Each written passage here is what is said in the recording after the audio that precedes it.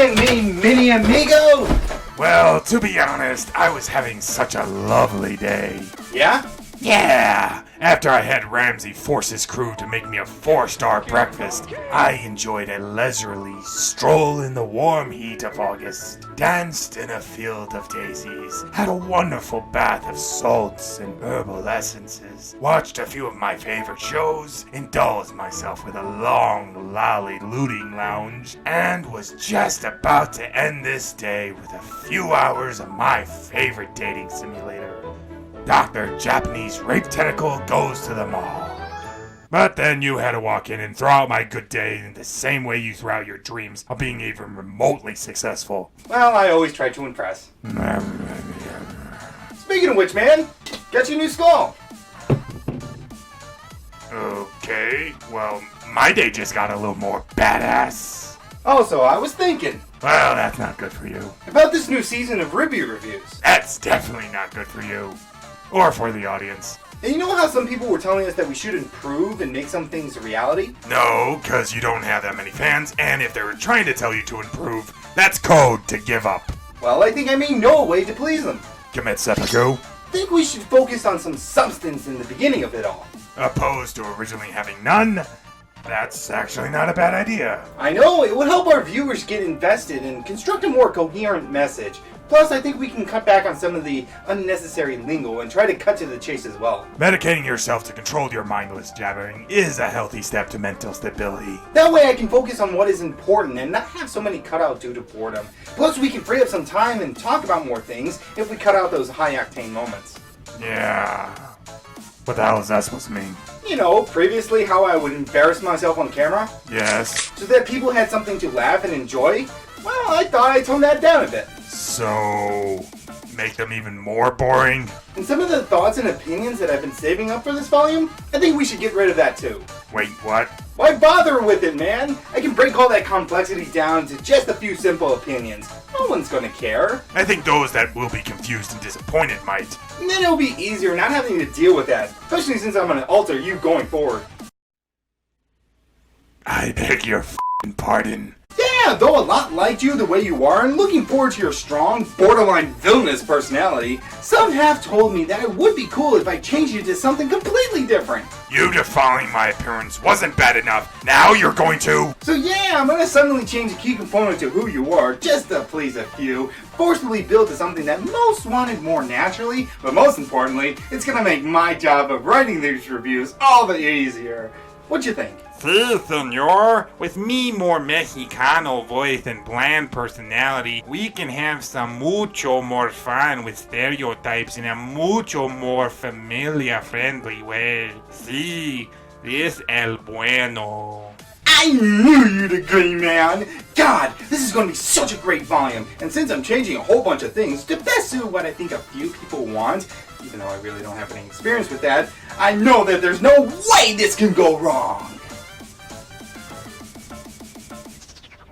It's been day 17, and there seems to be no slowing of the unyielding fury of the fans. We would have tried to reach out to the cynical critic Ricardo on why he thought it a remotely good idea to ruin Lakanan's figure. But his only response was that, and I quote, "If you don't get it, then you clearly are a misogynistic pleb that supports hate and sexism." We can only wonder and hope that soon the vengeful mob will die down after the execution of Ricardo the Cynical Critic.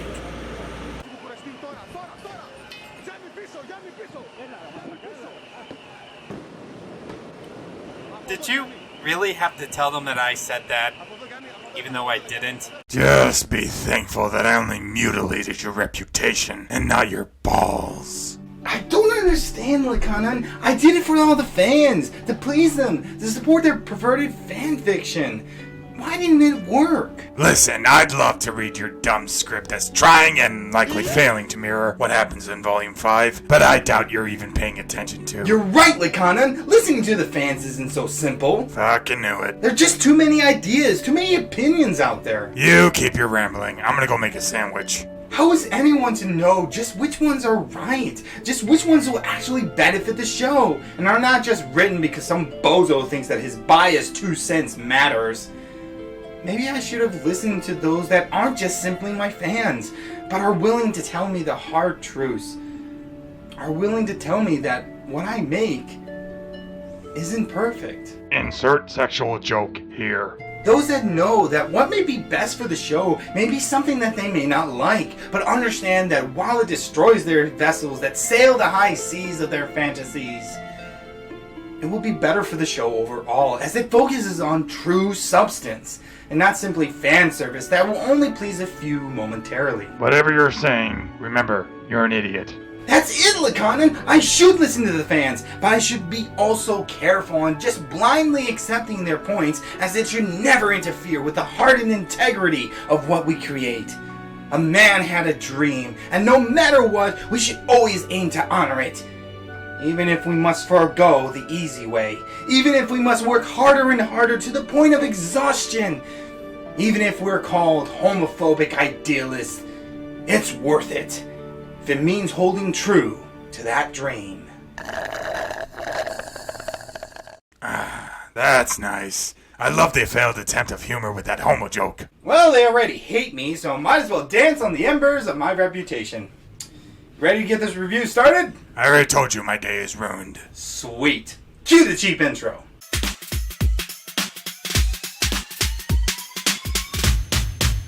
Hello Internet, how you all doing? I'm Ricardo, the Cynical Critic, back again for the 5th volume of RWBY Reviews. You already embarrassed yourself 4 times over. Might as well keep this train wreck plowing through even more of what I love. Speaking of which, if you're watching this and you're not sure what RWBY is, I'm not telling you. Yeah, we're 5 volumes in and you're late to the party.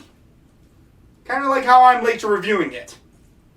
So check out my previous reviews on each of the episodes of the past 4 seasons, and if you subscribe now, I'll throw in my trailer reviews as well. Oh, joy. And in each of my reviews, I explain what's happening in the story, If you can call it that. break down some of the key points, And our and spirits. tell a few jokes along the way. Oh, that's what you were doing? I thought you were trying to commit social suicide. But since it is the new season of the show, let's take a look back on what it is and what has gotten our characters to where they are now. RWBY is an anime, yes it is, that is made in the heart of America, Austin, Texas. And I'm proud to be an American, where at least I know I'm free.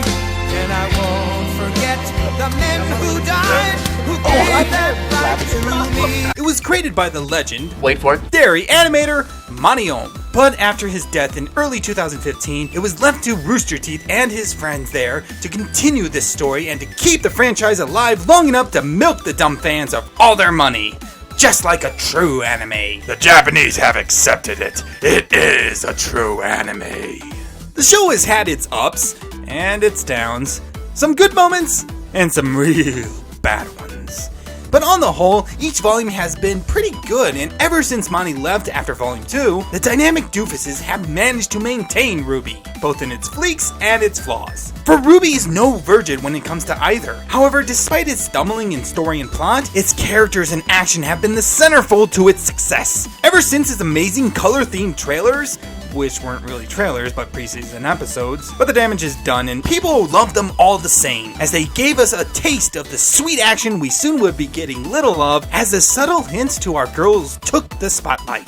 For during the first 2 volumes, we find ourselves focusing on our team of 4 girls. RWBY, Your argument is invalid. I drink milk. Rose, Weiss, The white rose will rule the world. Schnee, Blake, I'm not antisocial, I'm just anti-human. Belladonna, and Yang, Bumblebee confirmed, Zhao Long. Yes, Bumblebee confirmed. These 4 stereotypical protagonists enjoy 2 wonderful semesters at Beacon Academy for Huntsmen and Huntresses, in which the team of Lootables get into so much trouble, Hogwarts has them on their banned list. But the team of sisters, literally in the case of 2, make it through their first year with only minor collateral damage to the city of Vale, which must have displeased our professional cosplayer, as Cinder sees to it that it gets a good man of stealing. And in all the chaos, a whole shit ton of poo-poo is dumped on our girls, overflowing to the audience who can do nothing but watch in horror, as the show they loved is given a mighty good spanking. Yeah, we suddenly go from classroom hijinks and student-friendly field trips to an attack on Vale and Beacon's Tower getting a teabagging from a dragon. And the girls didn't fare any better, with Pyrrha showing everyone her trick to turn a penny into quarters, Bunny Waifu getting roadhouse, Blake getting stabbed by her ex's Adam's sword, and Yang being disarmed by his winning personality, everyone else getting their asses whooped, and I guess the writers weren't impressed with Pyrrha's trick as they spawned a Super Cinder, which showed the Spartan stripper why she's called that, leaving poor Jean forever a virgin. But don't worry, RWBY managed to lay a silver-eyed smackdown on Destiny Girl and her lizard. You may look hot enough in your two-piece to melt Neo, but no one Thanos is my waifu, so enjoy suffering, bitch. And just like the Beatles, Team RWBY found themselves being separated by the cruel hand of the scriptwriter, with RWBY off to fulfill her role as protagonist, Weiss being taken back home to Atlas so her dad could have someone else to whine at, Blake returning to her home like the stray she is, and Yang going to her daddy's to pout like an emotional teenager. Oh, you got your arm cut off and psychologically scarred me for the rest of my life. Get over yourself, princess. But Waifu-chan wasn't going to let RWBY roam the wild alone. Again. So after a very brief grieving period, Mama Yang motorboats and motorcycles her way back into the plot. Blake too is tired of the dynamic doofus's incompetence in regards to making the White Fang a viable threat, and decides to take back her animal posse. So ready some ice packs, Adam, cause this kitty's going claws deep. And speaking of ice, the queen of the cold stuff is bored living in her mansion of luxury and bliss and wants to decide to be the queen of drama and says, "Screw you, Dad, I'm running away." Which is probably for the best considering her dad's a sociopath and her brother's a psychopath. And throwing in her mother's drinking problems and physical violence from her sister, Weiss has got one f***ed up family. I can see why she wants to run. And each is wanting to get to little RWBY so they can be the first one to take her rose. God damn, you people are weird. Or maybe it's just because they want to get the band, the Blue Sisters, back together. Hope they hurry, cause it turns out that her walk to Mordor wasn't so simple, as she befalls fallen settlements, stumbles across struck down heroes, runs across a ruthless abductor, and encounters an eerie Grimm. But through their suffering and their tears, Team Ranger, Team Junior, no one cares, finally reaches the safety and security of their destination, Mistral, where they hope to speak to Leonardo Lionheart, headmaster of Haven Academy. However, they may have some trouble with it. Oh shit, that's right! Forgot to talk about the villains. And I'm not the only one, cause Dum Dum and Stupid also forgot to fully characterize them during this character-packed season. Basically, we got a sulky Cinder, Watts who's a wanker, the hunk of honey love Hazel, no screen time for you! The aforementioned titular Tyrion, and the superstar sexy mama, Salem. And judging by the internet's take on her, that is one sexy mama. They pretty much didn't do anything. Probably because they knew that there could only be 4 fights in the season of the same number, and Salem's little ones had already been chosen to be cannon fodder. So Shorty McTorty called dibs on the free one. And that's basically how the last volume ended, with characters scrambling for screen time, and after a rough season following the amazing season 3, if Miles and Carrie's peek into the complaints that they got are anything to go by, we can expect a much more refined volume 5. However, like last season, before we can get to that, the dynamic doofuses created some more character shorts for us. Last time on RWBY, they realized that the trailers were popular for a reason. But since that reason was dead, they had to go for the second reason of being a great way to start a new season. So they tried it out with another preseason episode, though they were smart enough to call it a character short. And this time, we didn't just get one short, cause since the first did so well, we got the rest of the team. And we're gonna start with the first. Not the first. I already did RWBY. Phrasing? No, officer, I meant the other kind of did. Yes, as in I made a review for it that you can go and watch, like, share, and subscribe. No, officer, I would never loot her. Yes, officer, I'll keep an eye on him. Yes, thank you, officer. You can try and stop me, but the loot is inevitable. Anyways, let's take a look at the first character short of this season. Character short, Weiss. Econom, roll the clip.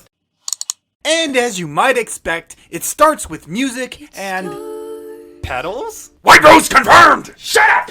Anyways, we find the Ice Queen standing alone in a courtyard, and as a light snow falls around her, the dummy finally realizes that a skirt, combat or not, is probably not the best attire in the middle of winter, and heads inside. But 2 steps in, she triggers a random encounter. Goddamn JRPGs. And out of the mist appears the White Beowulf. but this kind of shiny isn't all that rare. And as one leaps at her, Oh, sweet Jesus, that was brutal! and my best girl isn't done as she begins to lay a graceful smackdown, slaying the Grimm one by one at a rate and speed that once again makes us question the effectiveness of these beasts as threats to this world. However, she's got no time to relax as a light wave of snow brushes against her, knocking away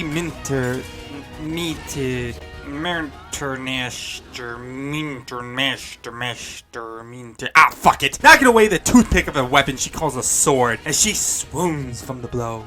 Told you she was a drama queen. Well, the Grimm takes advantage of her distraction and dogpiles her. I've seen this hentai. I'm interested in seeing it again.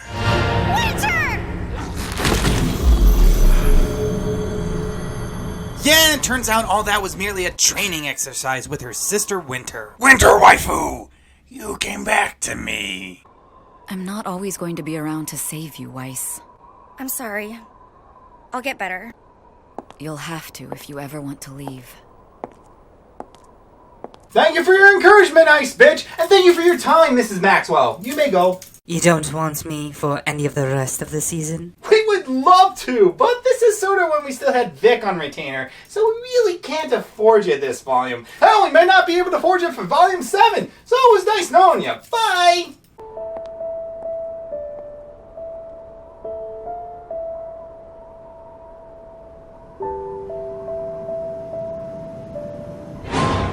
Ah! Damn it! Flashback Phantom, don't scare me like that!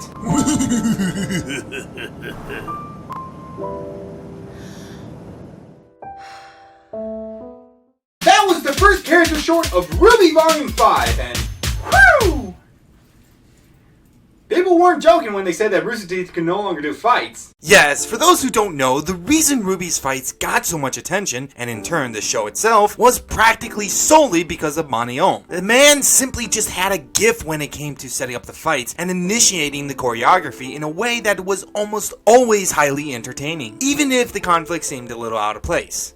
Which, of course, was nothing new to him. And nothing new to Miles and Carrie's takeover of the show is that they don't know how to continue that quality. Which is understandable, as their forte is writing characters and character interactions. For the most part. And the only ones that I can tell are responsible for heading the animation department are two unknown people and Joel Mann. So basically 2 idiot fans no one cares about, and a man who can't understand how numbers work? Fan-f***ing-tastic. I agree, especially since RWBY has both the cash and the popularity to afford someone who knows what they're doing. Cause sad to say, the fighting hasn't gotten much better since the poor fights in Volume 4.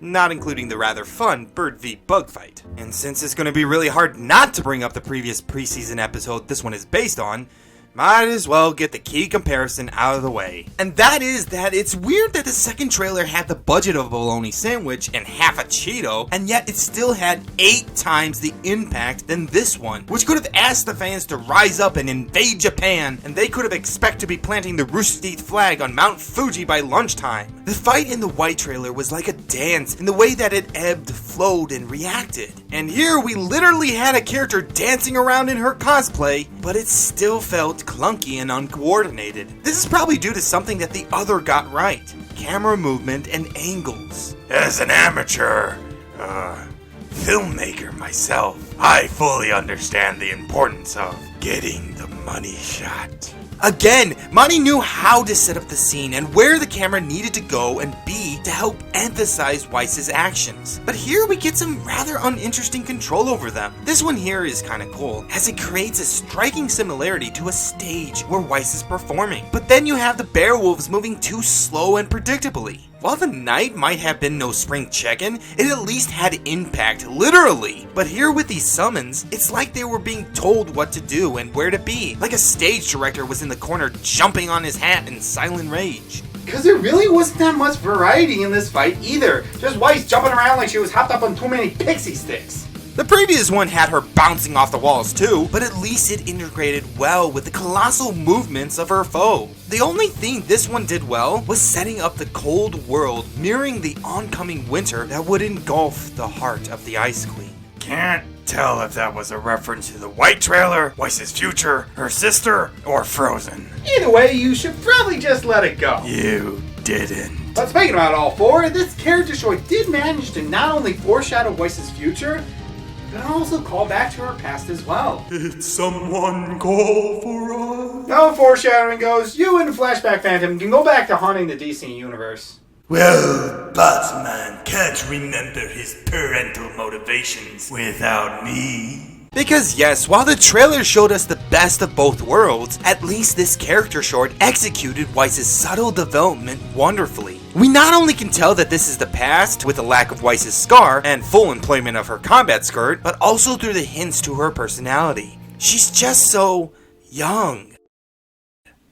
Not that kind of young. It's just that we seem to finally have gotten a chance to see Weiss when she still had that childlike happiness and purity. The way she looks at Minternaster, which incidentally I think may be the first time she's held it, cause she acts like a kid who just got their first bike. It's just so good seeing the girl we've known to be cold and uptight finally act her age. We can feel that exhilaration from her as she dances around the arena, trying out her new sword with the help of her beloved sister. And even though she might have gotten her ass whooped, you can just tell that she has yet to experience that true family conflict yet. And one of the reasons the fight might have felt like it wasn't serious could have been because Weiss wasn't taking it seriously. Throughout the fight, we see that Weiss is playing around more than training, from the subtle smiles to the way she strikes the Beowulfs like she's just toying with them, and most importantly, from her stall, which seems less like she was stunned and more like she actually thought that her sister wouldn't attack her while she was open.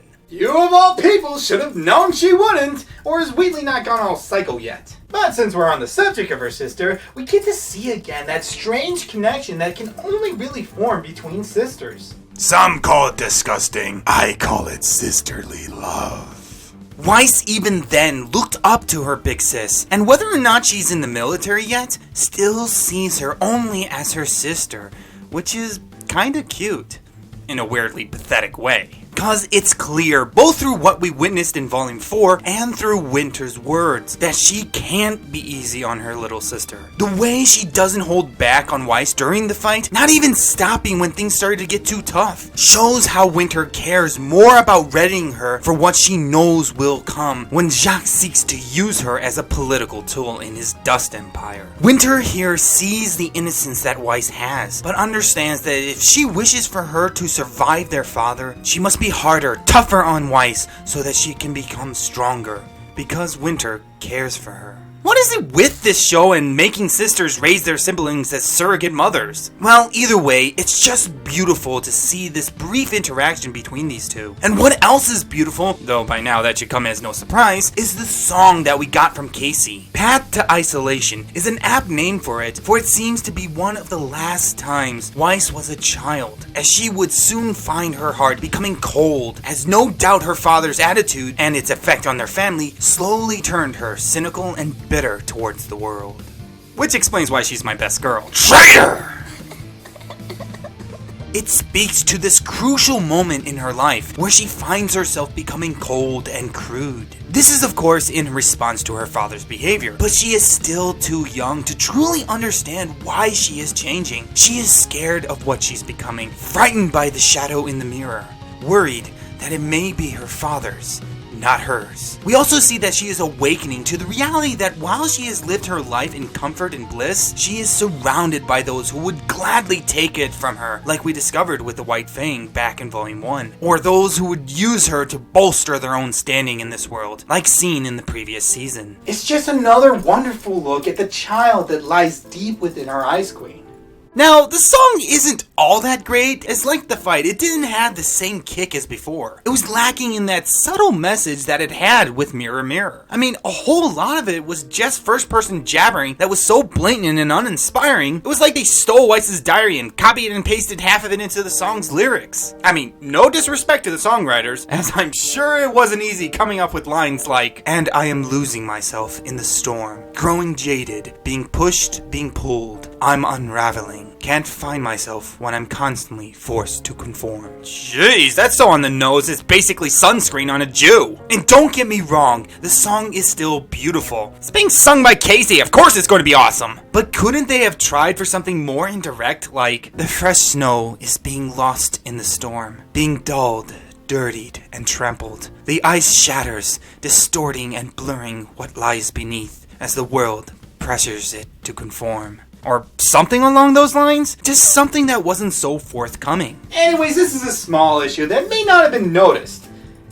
Mainly because this episode was so short. Literally, it's just a few seconds longer than the one it's mirroring. But where that one had the budget of like 13 cents, we're in the 5th volume, and Rooster Teeth clearly have the funds to stretch out the runtime just a little bit more, like 30 seconds or so. Now, I know that while I called them preseason episodes, they are still more akin to trailers, as people don't really need to watch them to understand what's going on in the show. But those that do watch them for the same reasons we go back and rewatch the trailers, because they are a wonderful insight into our characters. And while we did get an interesting look into the pre-frozen heart of Weiss, it would have been nice to spend a few more moments with her and her sister. I mean, they could have found some wiggle room in the budget to stretch this out a minute or so, just to give us some more time with our girls as they play in the snow. Well, it looks like they needed it to pay their animators, because wow, this is really good. Now, RWBY has been criticized in the past for having poor animation. Just take a look at all the hate it got for being a 3D anime, for example. But previously, it got another round of poo-poo flung at it. Back in Volume 4, there was a major animation update as the show's animation department switched 3D engines. And while most of the hate was uncalled for, a good number of people had a point as it seemed to have lost some of its unique style. Here, however, it seems that they managed to balance between the two styles to bring us something beautiful. They're still using the new animation, which has smoother movements and far greater uniformity in its design. Not to mention, it looks so sharp that it actually looks like a real show rather than a web series. But it also managed to get back to that cel-shaded look of having a simple color palette with a more cartoony look reminiscent of a comic,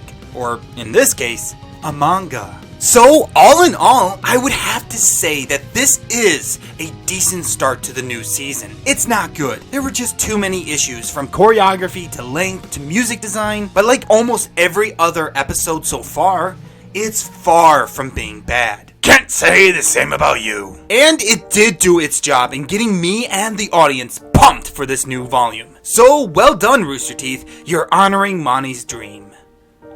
Well, at least you haven't killed it completely. Yet. And with that note, let's wrap up this review. And if the pattern of these shorts is similar to the trailers, we can expect one about Blake to be next. Sweet! I'm looking forward to that Bella booty. The restraining order is still in effect, dude. Doesn't keep me from looking at it. I believe the proper pronunciation is leering. Potatoes, potatoes. Anyways, guys, thank you so much for watching. If you enjoyed this video, start off this volume of RWBY Reviews right by hitting that like button, subscribing, and clicking the notification bell. Don't forget to share this with your friends and leave a comment. I'm Ricardo, Cynical Critic. Me, no movie's sacred, no video's safe, but all deserve a chance. I'll catch you guys next time. Toodles!